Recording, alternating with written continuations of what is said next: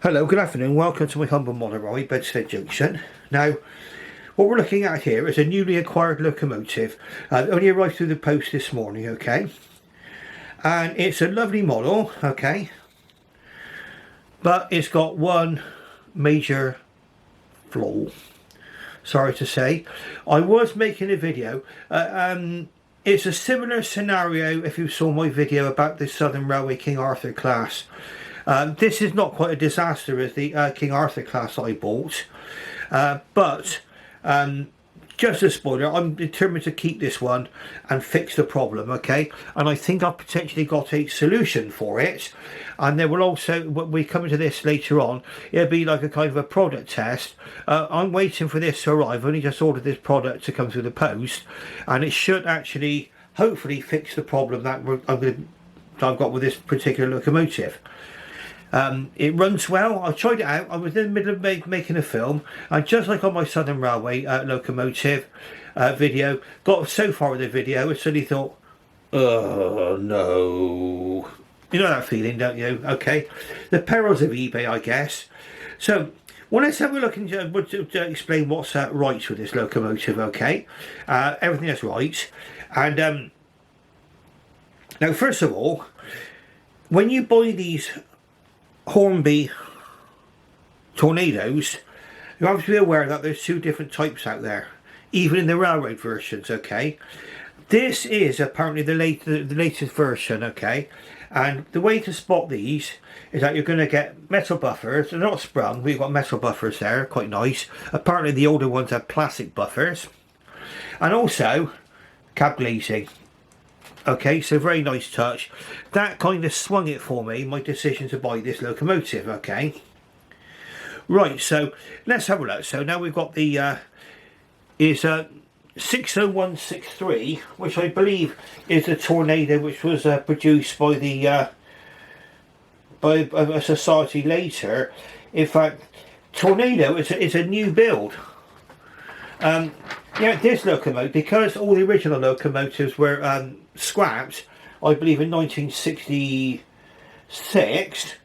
Yeah, September 1966. The last one was Mungo was scrapped in September 66. But this 60163 Tornado is actually one which was built as a complete rebuild from scratch between 1994 and 2008. So it's basically like a new locomotive. I know that there are other people trying to recreate extinct locomotives. There's some people out there building a 440 Great Western County class, and also the 460 County class. I think someone's trying to do those, and also a Saint class. I think that's Lady of Legend. That's at the Didcot Railway Centre, as far as I'm aware. But people are getting to a situation where even if an entire class of locomotive became extinct, they're able to recreate them. And this is basically a recreated locomotive. The reason it's called Tornado is because that's the name there, Tornado. It's named after the Tornado fighter jets, apparently. So, in relation to their service in the Gulf War conflict. But it's a lovely model in many ways. I mean, when you think it's a railroad model, so it's going to have certain things which you wouldn't, which would be missing, say. Things you might be able to live without, okay? And we'll come to that quite shortly. We're going to get onto the Lazy Susan at some point, because I want to show you what the problem is, okay? I'm going to keep you in suspense on that, okay? But let's have a look. Now what I'm going to do is, first of all, we're going to see what she runs like, okay? I've already given her a little run and it seems okay, but I can give a chance now to show you what they're like for running. Now before we move on, I don't know if you can see it from here because we're a little bit far away on the tripod there. See if we can get that down. Zoom in a bit. Ah, there we go. It's the wheel configuration. Try and get this tripod down a bit. Whoops, there we go. Okay, it's a four leading wheels, 6 driving wheels and 2 training wheels. Okay, so it's a 462 locomotive. Okay, in BR livery, British Railway. Those will be very early BR livery.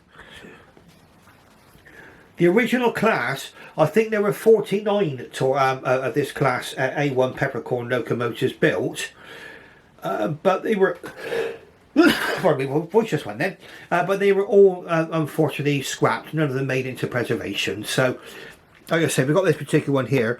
So that would be the reason why it's bearing a British, one of the reasons why it's wearing a British Railways livery as well, is that the original batch were all built in 1948 and 1949, so after nationalisation. Okay, there we go, there's your number on there, 60163. Okay, right, so I think what we'll do then, the question would be, what does she run like? Let's get this look a little bit, so we'll be focused on there. Let's pop into reverse. I think I've got the point set right. If I haven't, then we're going to have a nice railway disaster. Oh, by the way, the coaches, which you can see there, they're all BR Mark 1 coaches, okay? BR Mark 1 coaches in maroon, okay?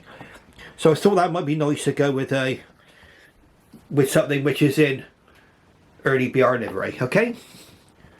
Right. Let's get underway. Now, first thing you will notice, we'll just turn it up here. Very, very, very controllable. Very, very, very controllable. Watch her go now. Watch her leaving the station here.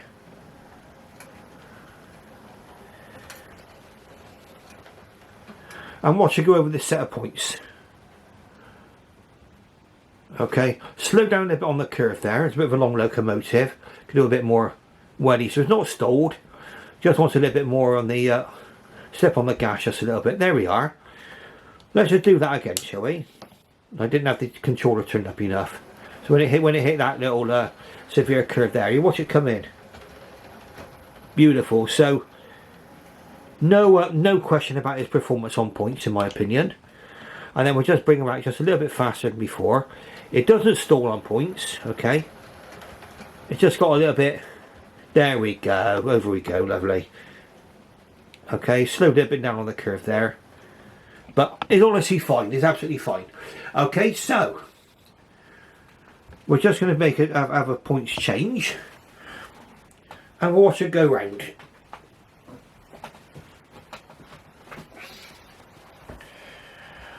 Now, you know what I'm like with my videos. I'd probably advise people to make themselves a coffee and that while they're watching. I'm going to just steady the tripod a little bit here a minute. There we go, that's more like it. Let's set the points for the main line. And we'll bring it underway.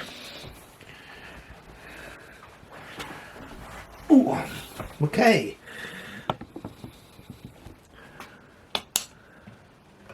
Now, as you see, a lovely smooth runner. Watch her go through the level crossing. I think that's a nice little shot, that. Watch her go around through the country station in just a moment.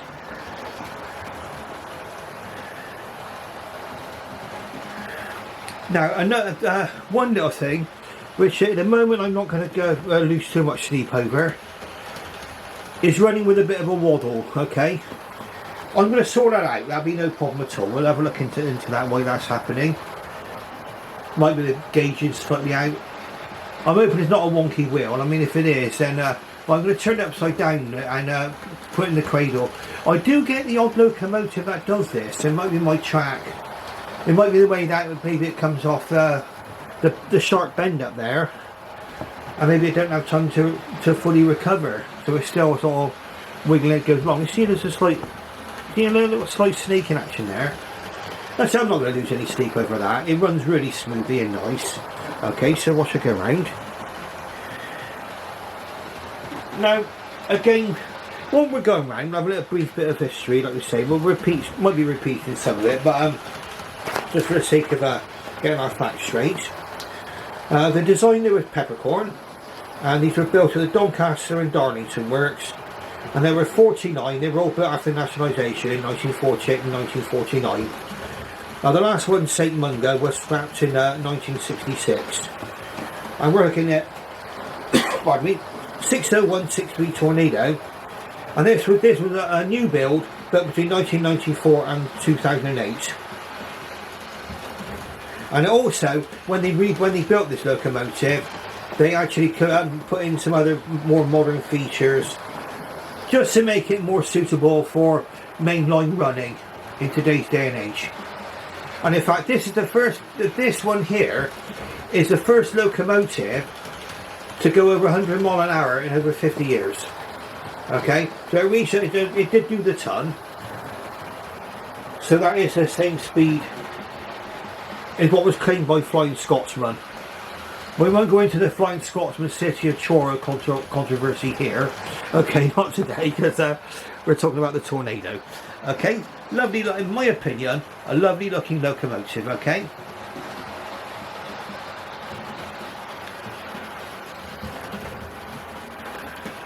Got the smoke deflectors on there, double chimney.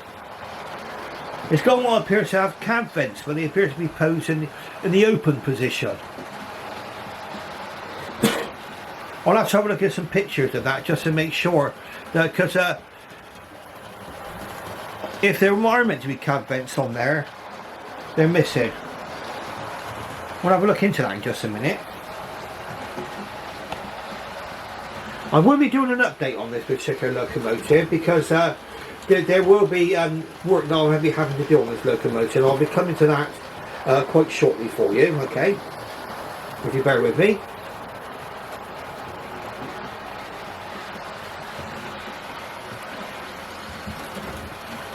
Now,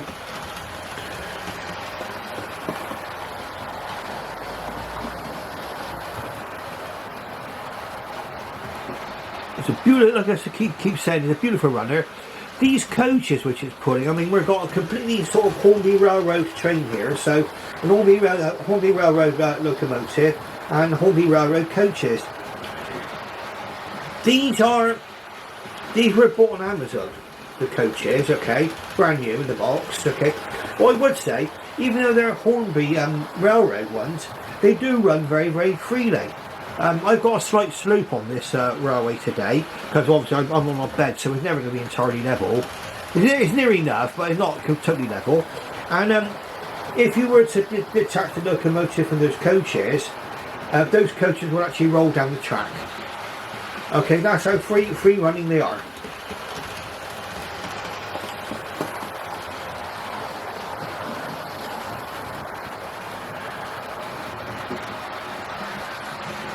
Now you saw how this one performed on points, and you're going to see it again in just a moment. And what we're going to do is we're going to take it over a more difficult junction, okay? So it's the same junction, but we're taking it down the other siding. Now I'll explain to you why I'm going to do that. Pardon me. What we did originally, we took it down a right-hand point, and literally you go to the right-hand point and go straight on, okay? Whereas the other siding is a right-hand point, and then it goes into a right-hand point, basically, turns right, so like a big curve, and then it goes round and curves left to take it into the station. Okay, so we're going to try it over this particular set of points, then you can be given an idea what the performance is like on points, and whether or not that would make you happy enough. Okay, when I'm showing you these locomotives, I hope that I can give you a good idea about what they're like. I will not gloss things over. If there's a problem with any of these locomotives, I will say. Okay, so let's just get back out of this chair. Oh.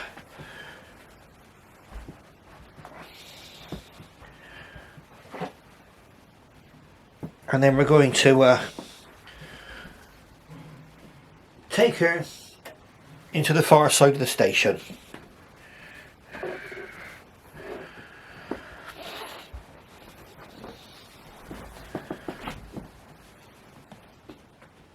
There's a couple of features you want on here. You want good running, fair enough. So over those points there, no problem at all. It took that easy peasy.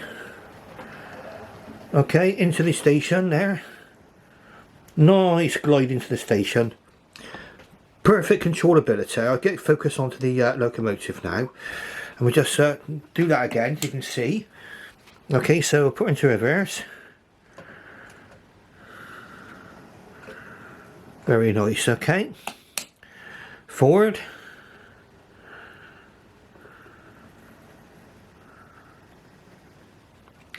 That's got the level of controllability that I'm looking for in a locomotive. I'm happy with that. Okay, so you've seen this run over points now, and then we'll just watch it go out in reverse again, so you can see. Try and keep following it with the camera. Into reverse, so we go.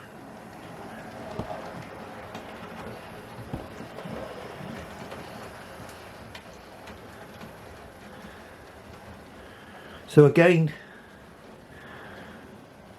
out of the station we go. Perfect, so we're on the signal and we're ready to go. Right, so we're going to be getting into Lazy Susan time in just a moment, and we'll be having a nice look at this locomotive, hopefully a little bit more close up. Okay, so I think first things first, let's get the locomotive down close, a little bit closer to me. In fact, we'll run it back into the same siding, I think. It seems to be getting up. So, over the points. Once more. Your water coming in again.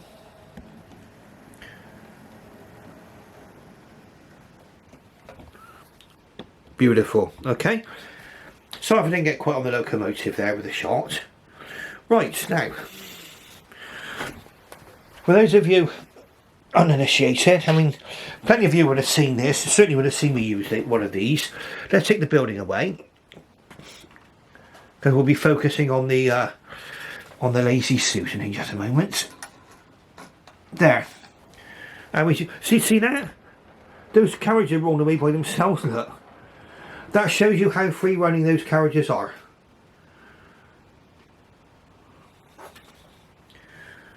Okay, and that was an uncoupler I used there. It looks like an old shovel, doesn't it? But just goes under the coupling and you're done. Lovely. Right, so let's get the Lazy Susan.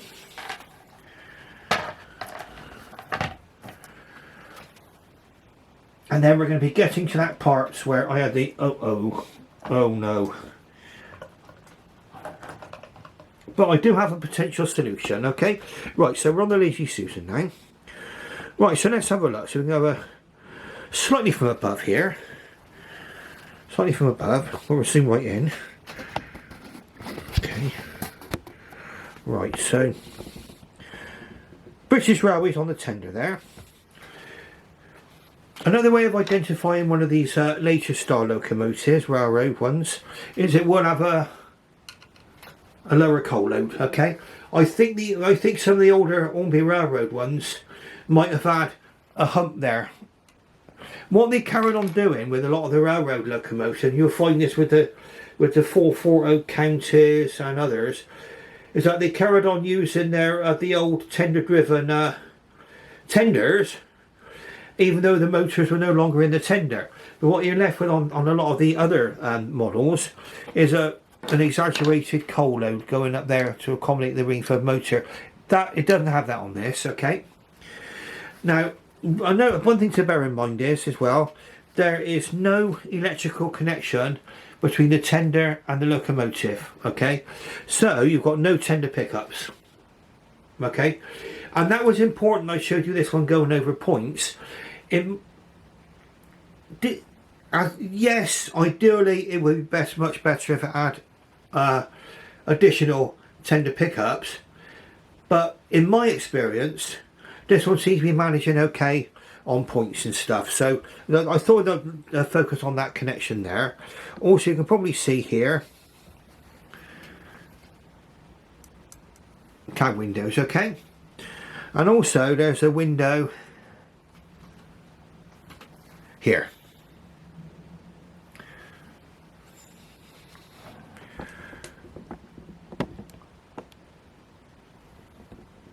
You can see with the vents in the cab roof there, look.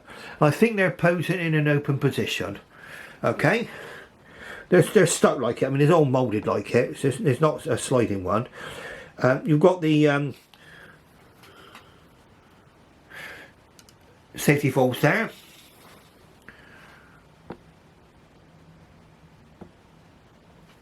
A double chimney, and you also got your focusing if we're focusing all right on that. But there we go. You got the nameplate Tornado. Okay, I say that was named after the Tornado aircraft, the jet fighter, because this is a modern locomotive built for them. Let's say from 1998 to 2000 and. When I say, between 1994 and 2008 they were building this from scratch.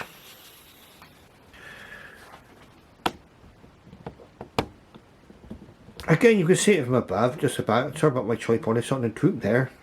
Oops. Nice running gear on there, okay, nice and finely made, finish. In fact, I think this is probably this is the same kind of running gear as what you might get on the more expensive locomotives. Something you'll probably notice as well is that the you've got nice green wheels as well. They're not black, so I've just jolted the tripod there. And you're probably able to see, I mean, that's the edge of the crank pin there, but the axles are also axles ends are painted green, so that looks really nice. That doesn't show up. You know, because some of them have got like unpainted axles. You've got like a shiny metal sticking out of there, but that's perfect.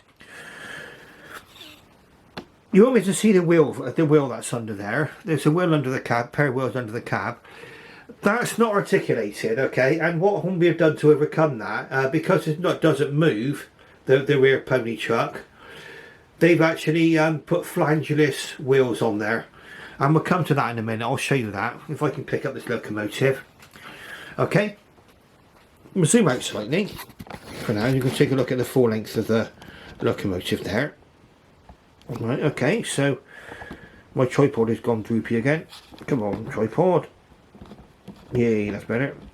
It's an inexpensive tripod, this one, so, you know, I'm going to get the odd jerky shot in it with it, because it's not kind of, I don't know, say it hasn't got dampening in it or anything like that. It's just the purring of the clamps really that stops it from moving. Okay, we can have a nice look at this one now, full length. Okay, now let's take a look at the front.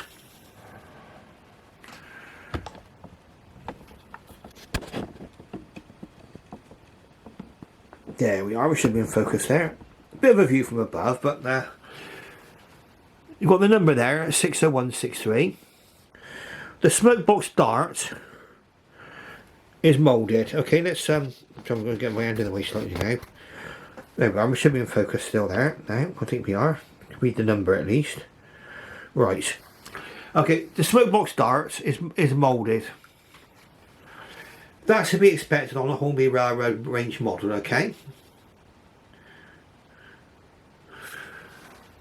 Nice little bit of detail there. A lot of it's moulded in, fair enough, not a problem there.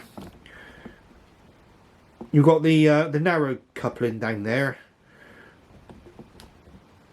and metal buffers. The coupling hook's missing from there. I'll see if I can fit one on. I don't think I'll ever be running this in reverse. Okay. Now let's see if we can get back round here. I want to focus on this. Okay, so that's your lovely Tornado nameplate.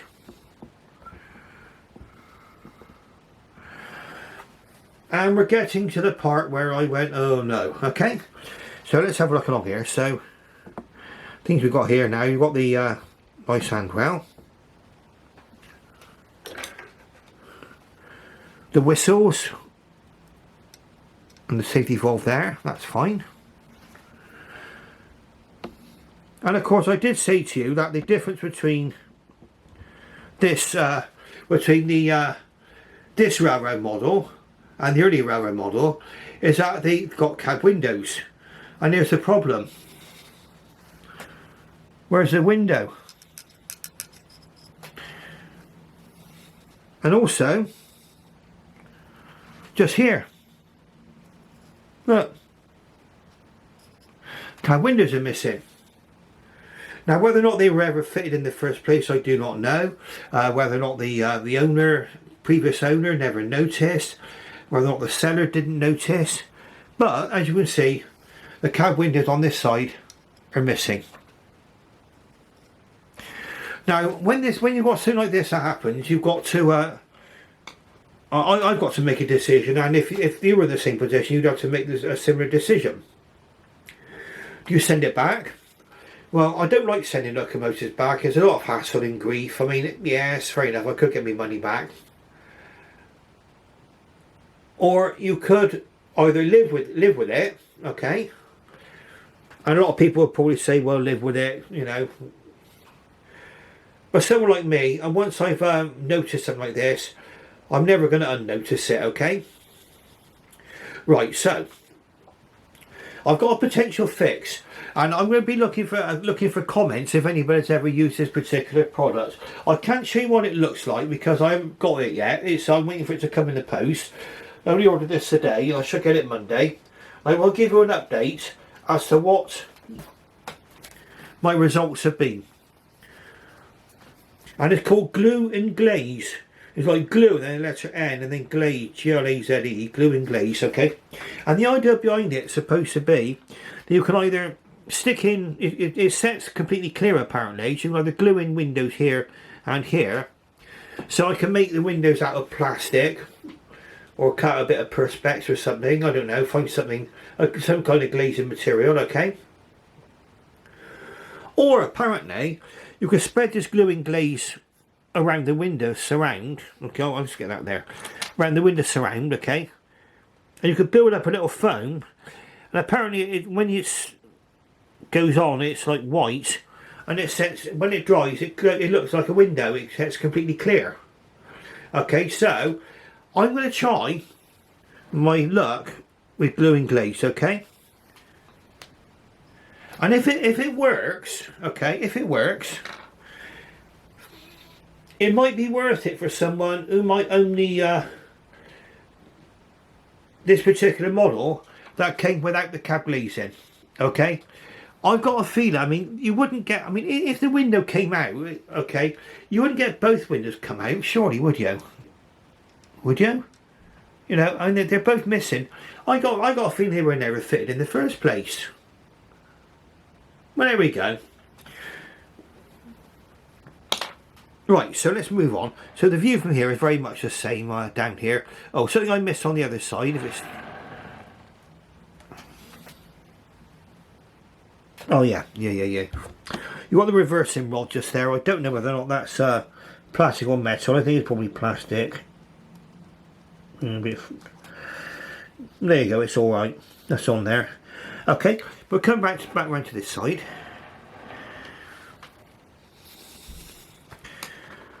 Now, again, you've got the number 60163, and underneath it's got RA9, I think it says underneath there. The lining's a little bit more simpler than a normal sort of full fat locomotive, but that is not a problem for me. For me, this is still a very, very attractive looking locomotive. Okay, now we're going to run out of time on my camera soon, so there might be a lack of continuity. I will be bringing this to an end because obviously your time is precious, and you know, and I'm glad if you stuck with me this far. I'm really grateful for that, because a lot of time and effort does go into making these videos, and it's nice to think that people are actually watching them all the way through.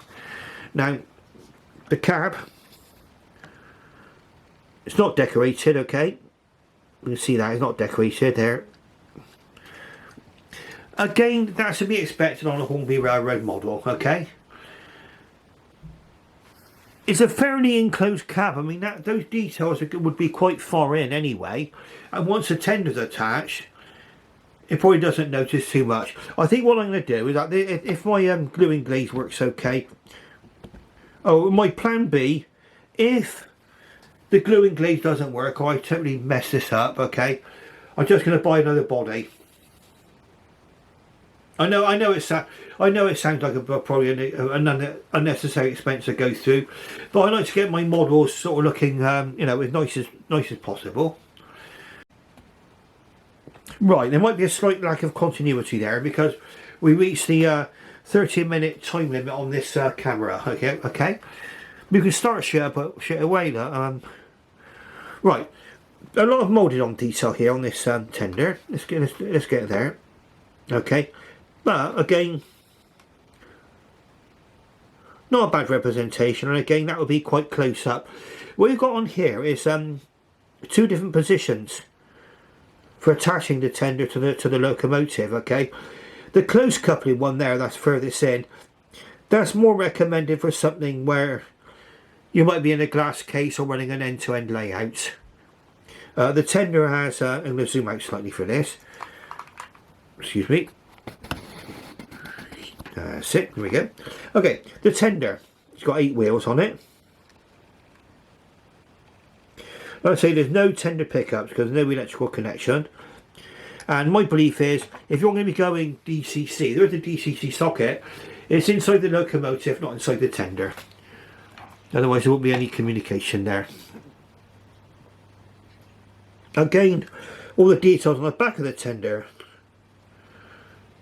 that's all moulded on too, but it's quite nicely represented. And you can see from here, nice metal buffers, okay, but they're not sprung. Got the little hook there in the middle of the buffer there, and you've got the coupling there, the small coupling. If you've got the older Hornby coaches, like or a lot of even the railroad ones come out with a large decoupling on, you get that with wagons, you can replace that coupling on the back of the tender there with a large decoupling. And in fact, I've done that to a few of my locomotives, but then kept the old coupling in the box just in case I ever wanted to go back. The coal load, quite nice, again, not too exaggerated in height. And that's a nice looking little coal load, not too chunky. Looks okay to me. You've got your water filler cap there. Really all the details on there are moulded. I mean, whether it's separately fitted parts or moulded, I mean, again, you know, is your glass half empty or half full? Me trying to be a glass half full person, I'll say, well, if they're moulded, they're not going to fall off, are they? I mean, you know, I have had instances where I've had separately fitted parts where the actual locomotive came in kit form because the separately fitted parts were actually in the bottom of the box. Okay, so sometimes the railroad models do have their advantages. Everything in life's got its advantages and disadvantages. But there we go. I think that's given you a good view of what the locomotive looks like. It's a nice runner. Okay, I'm going to have a look at the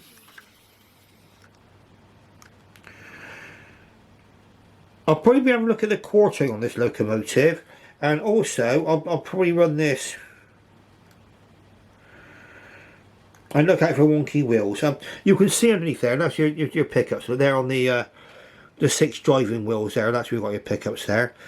I can see a certain amount of hair underneath here as well, so it's probably been run on carpet. I'll have to get, it's only a few bits, so I'll have to get that out. And you can see there, I don't know if you can see it from here, that rear pony truck is fixed in position. It don't move, it's static. And the wheels there have got no are unflanged, okay? It doesn't come with alternative rear wheels, and I don't think it matters personally. And this one here, I think they've still represented it reasonably well. Would I prefer the back pony truck to swivel? Probably. But really, I mean, on something like this where it's hidden underneath, you're not going to see it. It's not too bad, okay? Now, a few other things. I mean, while we're talking about this locomotive, we'll just go on to a couple of other little things just very briefly before we wrap things up. Now, you probably never get to see it. If you've seen some of my previous videos, okay, you'll probably know what controller I'm using on this layout. So I just put the whole layout away then, put it apart. But there we go. It's a Gauge Master Combi. Probably costs about £40 odd one of these. Let's go put that railway back together again. I put the wire there a little bit too hard, and it's pulled the track apart. You can see from this that the track is actually all put out on the day. So you sometimes get this happen anyway. Here we go. Gonna put that together again. Ooh, that's it. Right, so we're back running. Yeah, the rest of it looks fine.